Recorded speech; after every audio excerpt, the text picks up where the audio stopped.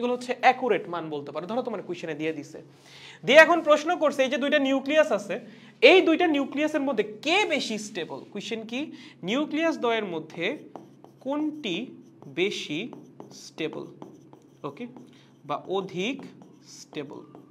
আচ্ছা, সলভ করব কেমনে? কাজ মূলত দুইটা, সেটা হচ্ছে একবার হিলিয়ামের পার নিউক্লিয়ন বন্ধন শক্তি বের করা, আর একবার আয়রনের পার নিউক্লিয়ন বন্ধন শক্তি বের করা। এখন বন্ধন শক্তি বের করার জন্য প্রথমে ভর ত্রুটি বের করা লাগবে।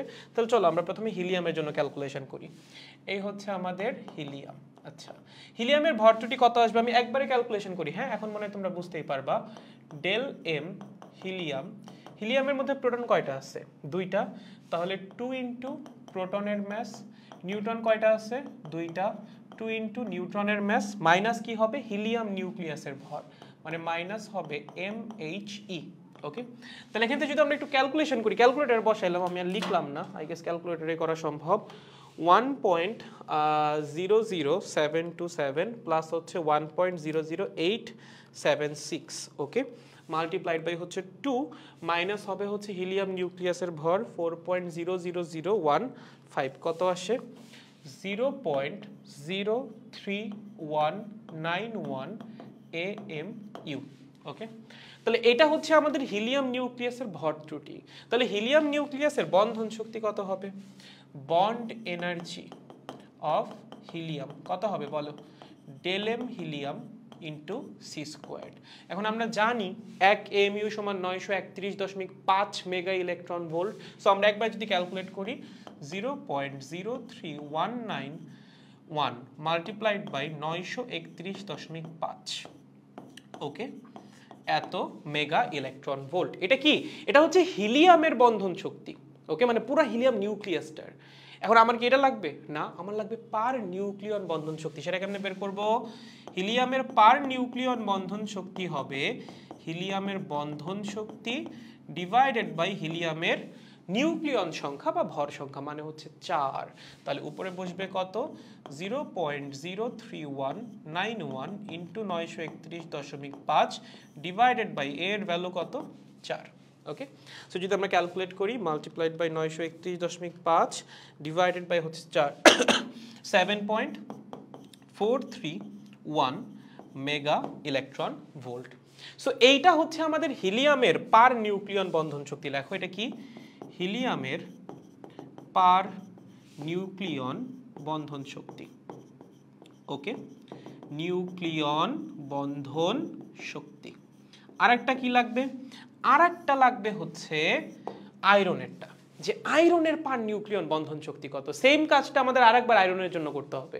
তাহলে চলো আমরা যদি আয়রনের জন্য করি, আয়রন মানে কি বলেন? আয়রন মানে হচ্ছে 2656, তাই না? এটাই তো, তার মানে পারমাণবিক সংখ্যা বা প্রোটন সংখ্যা হচ্ছে 26টা, নিউট্রন সংখ্যা হচ্ছে 30টা।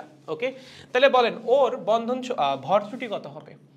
ওর ভর ত্রুটি ডেল এম হবে ইন্ডিভিজুয়াল ভর, মানে 26টা প্রোটনের ভর 26 ইন্টু এমপি, প্লাস হচ্ছে নিউট্রন আছে কতগুলো? 30টা, তাহলে 30টা নিউট্রনের ভর 30 ইন্টু mn মাইনাস হচ্ছে এই নিউক্লিয়াসটার ভর। ওকে, সেক্ষেত্রে যদি আমরা ক্যালকুলেট করি একবারে, তাহলে চলো 1.00727 নিছিলাম না?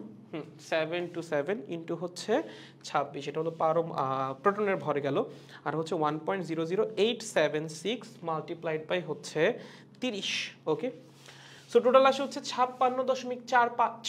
ওকে, আর MFE যেটা, সেটা হচ্ছে 55.85, এটাকে মাইনাস করো, 85 আসতেছে হচ্ছে 0.60182 AMU। ওকে, সো এইটা হচ্ছে আমাদের আয়রন নিউক্লিয়াসের ভর ত্রুটি। তাহলে বল আয়রন নিউক্লিয়াসের বন্ধন শক্তি কত হবে? বন্ধন শক্তি BE হবে হচ্ছে del m iron into c squared, এটা ডেল এম আয়রন, ওকে, বা bond energy of iron. Okay, কেমনে বের করব? আমরা জানি 1 AMU সমান 931.5 ইলেকট্রন ভোল্ট। সো এখান থেকে আমরা সরাসরি করতে পারি। আমরা ভর ত্রুটি পেয়ে গেছি এমইউতে 0.60182 মাল্টিপ্লাইড বাই হচ্ছে 931.5 এত মেগা ইলেকট্রন ভোল্ট। ওকে, এটা আমাদের আয়রন নিউক্লিয়াসের বন্ধন শক্তি। বাট আমাদের কি লাগবে? আমাদের লাগবে হচ্ছে পার নিউক্লিয়ন বন্ধন শক্তি। সেটা কেমনে বের করব? এটাকে আয়রনের নিউক্লিয়ন সংখ্যা দ্বারা ভাগ করে দাও, তাহলে BeFe প্রাইম মানে আয়রনের পার নিউক্লিয়ন বন্ধন শক্তি হবে আয়রনের বন্ধন শক্তি ডিভাইডেড বাই আয়রনের ভর সংখ্যা বা নিউক্লিয়ন সংখ্যা। মানে হচ্ছে উপরে হবে 0.60182 ইন্টু 931.5 ডিভাইডেড বাই ভর সংখ্যা বা ইয়া কত 56 নিউক্লিয়ন সংখ্যা এত মেগা ইলেকট্রন ভোল্ট। তাহলে চলেন মাল্টিপ্লাইড বাই 931.5 ডিভাইডেড বাই হচ্ছে 56 কত হচ্ছে 10.01 মেগা ইলেকট্রন ভোল্ট। ওকে, দেখো তো আমাদের হিলিয়ামের কত ছিল 7.431 আর আমাদের আয়রনের কত আসছে 10.01। কার পার নিউক্লিয়ন বন্ধন শক্তি বেশি? আয়রনের। এবং এটাই আসার কথা ছিল। বললাম না যে তুমি যখন 50 থেকে বা ওই যে 30 থেকে তুমি যখন 60 এর ওই রেঞ্জটায় যাবা, ওখানে পার নিউক্লিয়ন বন্ধন শক্তি এমনিতেই বেশি আর ওরা অনেক স্টেবল। বাট শুরুর দিকে পার নিউক্লিয়ন বন্ধন শক্তি কম থাকে। সো হিলিয়ামেরটা কিন্তু অলমোস্ট 3 মেগা ইলেকট্রন ভোল্টের মতো কম তোমার আয়রনের চেয়ে। আমাদের পার্সপেক্টিভে এনার্জি অনেক কম, বাট একটা মানে একটা নিউক্লিয়াসের পার্সপেক্টিভে তো এটা আসলে হিউজ এনার্জি, বুঝছো? খুবই সহজ। তাহলে লেখেন বন্ড এনার্জি বা per nucleon bond energy of iron is greater than per nucleon bond energy of helium. Then who is more stronger বা who is more stable? অবশ্যই আয়রন। তার মানে এখান থেকে আমরা বলতে পারি আয়রন নিউক্লিয়াস অধিক স্টেবল। ঠিক আছে, নিউক্লিয়াস কি অধিক স্টেবল। দেখো কারো কোনো কনফিউশন আছে নাকি? যদি না থাকে তাহলে ভর ত্রুটি, বন্ধন শক্তি, পার নিউক্লিয়ন বন্ধন শক্তি, এগুলো সব শেষ। যে 5টা ম্যাথ করাইছি এর বাইরে থেকে কোনো কিছু আসা সম্ভব না।